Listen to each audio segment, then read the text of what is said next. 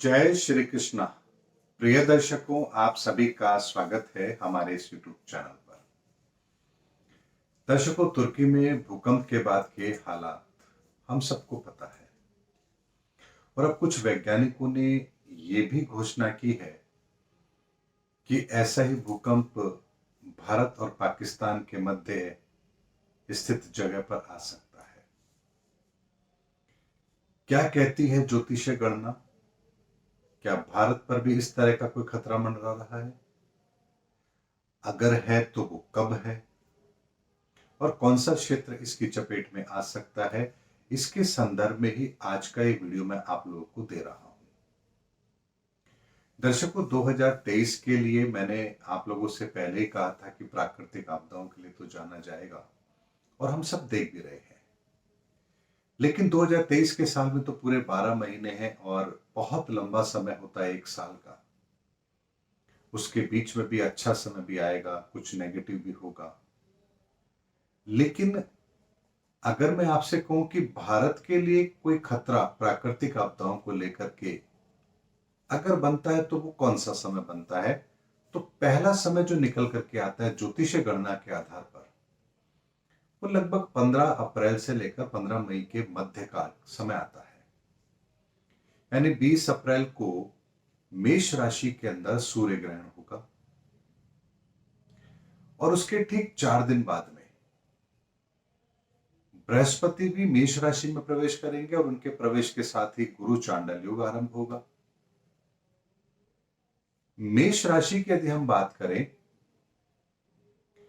तो second house अर्थात वृषभ, यानी कि भारत की वृषभ लगन की कुंडली है और ये युति जो बनने जा रही है वो उसके द्वादश भाव यानी 12वें भाव में बनने जा रही है। और हम सबको पता है, ज्योतिष के अंदर जो लोग भी जानते हैं कि 12वां भाव अच्छा नहीं होता है।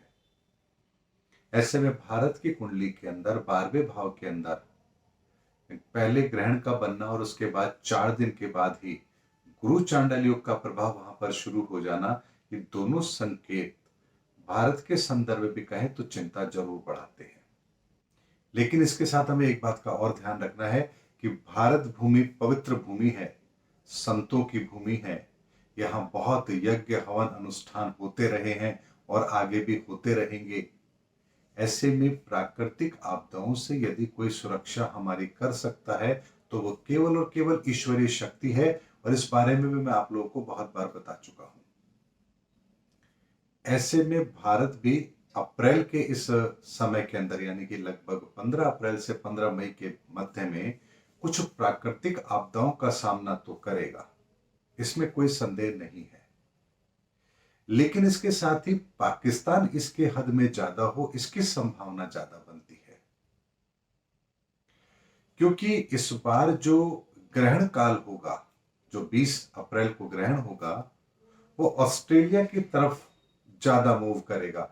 यानी भारत की अगर हम बात करें तो भारत के अंदर पूर्व की तरफ इसका प्रभाव नहीं होगा, बल्कि पश्चिम और उत्तर की तरफ वहां इसका प्रभाव होगा और कुछ हद तक हम इसके प्रभाव को पाकिस्तान के केंद्र में आता हुआ भी जरूर देखते हैं।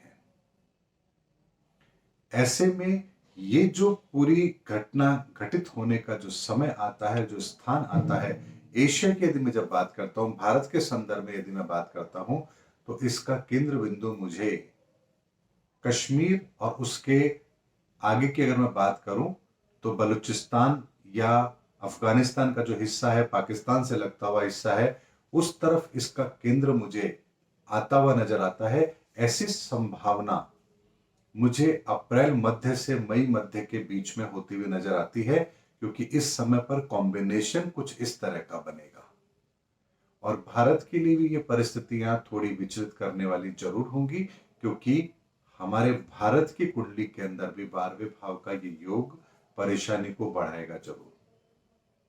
और बात इतनी सी नहीं है कि योग बनेगा 2-4 दिन में खत्म हो जाएगा, ये लगभग 6 माह के लिए योग बनेगा। तो 6 माह के लिए भारत के लिए भी परिस्थितियां परेशानी वाली तो जरूर होगी। और इसके साथ में एक चीज और होगी, जैसे ही ये घटना यानी भूकंप की जो घटना है या प्राकृतिक आपदाओं की जो मैं घटना की बात कर रहा हूं, इसका तो समय थोड़ा सा होगा, लेकिन उसके अलावा भी 12वें भाव से जब हम बात करते हैं तो छठे भाव पर दृष्टि होने के कारण से आतंकवादी घटनाओं के अंदर वृद्धि होती हुई मुझे जरूर नजर आती है। यानी ऐसा माहौल जो हमारे शत्रु को प्रबल करे, उसकी तरफ से गतिविधियां तेज हो, उसका इम्पैक्ट हम पर हो और हमें उन व्यवस्थाओं को संभालना पड़े, ये परिस्थितियां मुझे अप्रैल से बनती हुई नजर आ रही हैं। और इन परिस्थितियों का, इन चुनौतियों का सामना भी भारत को जरूर करना है।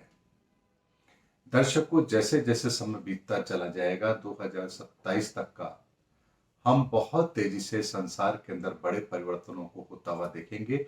इसीलिए स्टेप बाय स्टेप भी मैं आप लोगों को हर घटना के बारे में जरूर बताऊंगा, क्योंकि 2023 के संदर्भ में मैंने बोला, उसके बाद अब जो बड़ी चीज हमें नजर आ रही है ज्योतिषीय आकलन के आधार पर, वो मुझे अप्रैल में नजर आ रही है। इसीलिए मैंने आप लोगों को वीडियो दिया है, क्योंकि इस समय पर एक बात और चर्चा में आ रही है कि तुर्की जैसा ही हाल कहीं भारत का तो नहीं होगा, भारत भी कहीं भूकंप की चपेट में तो नहीं आएगा, या ऐसी कोई परिस्थिति भारत के संदर्भ में तो नहीं है। तो इसीलिए मैंने आपको ज्योतिषीय आकलन दिया है, ताकि आपको ये बात समझ आ सके कि हम किस क्षेत्र में हैं और ज्योतिषीय गणना के आधार पर हम पर उसका कितना प्रभाव लागू होगा। उम्मीद करता हूं दर्शकों, मेरा वीडियो आपको जरूर पसंद आया होगा। अगले वीडियो में आपसे फिर भेंट होगी, तब तक हमारे चैनल पर बने रहिए। जय हिंद, जय भारत।